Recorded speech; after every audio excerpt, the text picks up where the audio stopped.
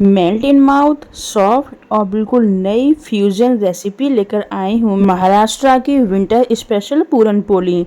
तो पूरन पोली को मैंने कुछ अलग टाइप से बनाया है। तो यहाँ पे मैंने लिए हैं स्वीट पोटैटो। तो स्वीट पोटैटो को मैंने पहले अच्छे से पानी से वॉश कर लिया था।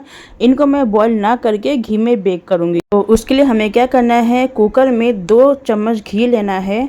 कोई सा भी घी आप ले सकते हैं। और हम पूरा ढक्कन नहीं लगाएंगे, मतलब ढक्कन से केवल ढक देंगे और हल्की गैस पे इसको बेक होने देंगे। साथ ही मैं यहाँ पे बनाती हूँ बासुंदी। तो यहाँ पे 1 लीटर दूध मैंने लिया है, इसको हम बॉईल होने देंगे। और साथ ही में आप देख सकते हैं कि मेरे जो स्वीट पोटैटो हैं वो बेक हो रहे हैं। बीच बीच में हमें इनको इस तरीके से हिलाना है, क्योंकि ये नीचे लग सकते हैं, इसलिए लग सकते नहीं मतलब लगते ही हैं। जब तक स्वीट पोटैटो बेक होते हैं और दूध में उबाल आता है, तब तक हम यहाँ पे कुछ ड्राई फ्रूट्स लेके उनको चॉप कर लेंगे।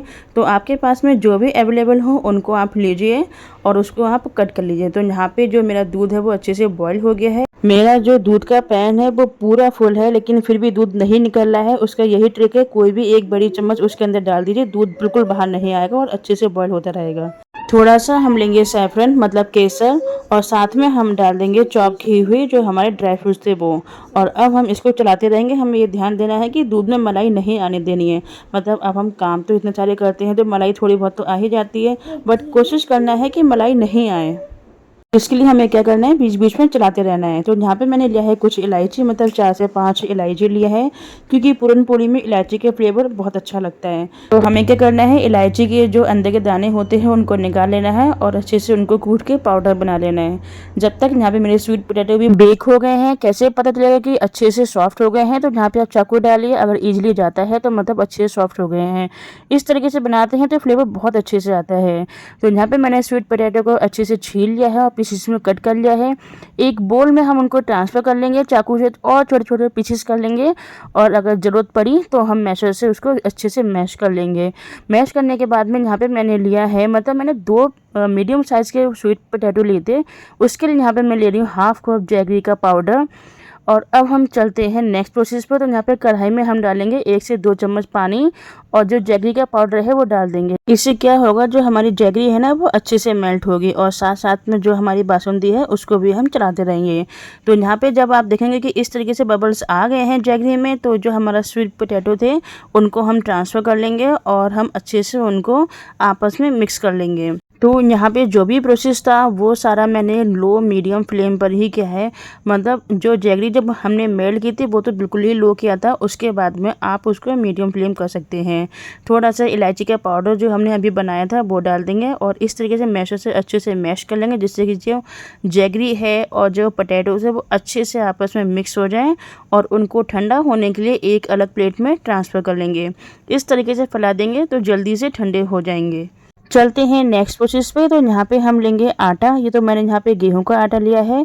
यहाँ पे हम डालेंगे थोड़ा सा अजवाइन, थोड़ा सा हल्दी और थोड़ा सा नमक ऐड करेंगे, और बीच में होल बना के 1 से 2 चम्मच देसी घी ऐड करेंगे। तो पूरन पोली के लिए हमें देसी घी ही ऐड करना है, मतलब चाहे हम डो बनाएं या हम आगे इसको सेकेंगे। तो अच्छे से डो बना देंगे, सॉफ्ट डो बनाना है, अच्छे से हमें मलना है और 10 से 15 मिनट रेस्ट होने के लिए छोड़ देना है। यहाँ पे मैं देखती हूँ मेरी जो बासुंदी है वो बन गई है, मतलब जो दूध है वो बॉयल होके आधा हो गया है। तो अब मैं यहाँ पे ऐड करती हूँ 1/4 चीनी।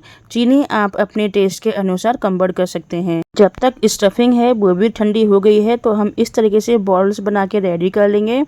तो यहाँ पे आप ये देख सकते हैं मेरी जो बॉल्स हैं वो बन के रेडी हो गई हैं। अब हमें क्या करना है, आटे को एक बार फिर से मलना है, जिससे कि थोड़ा सा और सॉफ्ट हो जाए। इस तरीके से मलने के बाद में अब हम क्या करेंगे, आटे में से थोड़ा सा पोर्शन लेंगे और अब हम इसका पेड़ा बनाएंगे। तो पेड़ा बनाने के बाद में हमें क्या करना है, इस तरीके से फिंगर टिप्स की हेल्प से बीच में होल बना देना है, और हमने जो अभी स्टफिंग की बॉल्स बनाई थी वो हम डाल देंगे, और इस तरीके से दोनों साइड से लेके अंदर को लाके प्रेस कर देना है, और इस तरीके से हमारा जो है एक कंप्लीट पेड़ा बन के रेडी हो जाएगा।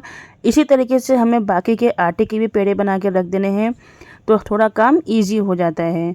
तो इसी तरीके से हम बनाते हैं पूरन पोली। तो अच्छे से हम इसको बेल लेंगे। बेलते हुए ध्यान देना है, अंदर स्वीट पोटैटो की फीलिंग है तो थोड़ा सा ध्यान रखना है, क्योंकि ये बहुत ज़्यादा कहते हैं चिपचिपे, मतलब मुलायम होते हैं बहुत ज़्यादा।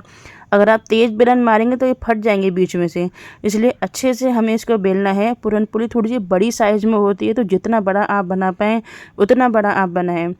तो यहाँ पे देसी घी से अच्छे से हमें दोनों तरफ से फ्राई कर देना है। और आप ये देख सकते हैं कितनी फूली फूली बनी है, कितनी अच्छी लग रही है देखने में। सोचिए जब देखने में इतनी अच्छी लग रही है तो खाने में कितनी अच्छी होगी, है ना। और बिल्कुल विंटर स्पेशल बनाई है मैंने स्वीट पोटैटो को यूज़ करके। ये बिल्कुल यूनिक आइडिया है। अगर आपको आइडिया मेरा अच्छा लगा है तो प्लीज़ कमेंट्स करें। तो इसी तरीके से हम बाकी की भी पूरन पोली बना के रेडी कर लेंगे। और ये देखिए कितनी सॉफ्ट बन के तैयार हुई, और अंदर से देखिए फिलिंग सब में अच्छे से फैली हुई है। इसी तरीके से हमारी पूरन पोली बन के रेडी हो गई है। अब हम लगाते हैं प्लेटिंग। तो यहाँ पे गाजर का हलवा, बासुंदी, साथ में मैंने यहाँ पे लिया है सब्जी और राइस और पूरन पोली। तो हमारा महाराष्ट्रियन थाली रेडी है। अगर आपको वीडियो अच्छी लगी है तो please do like, comment and share.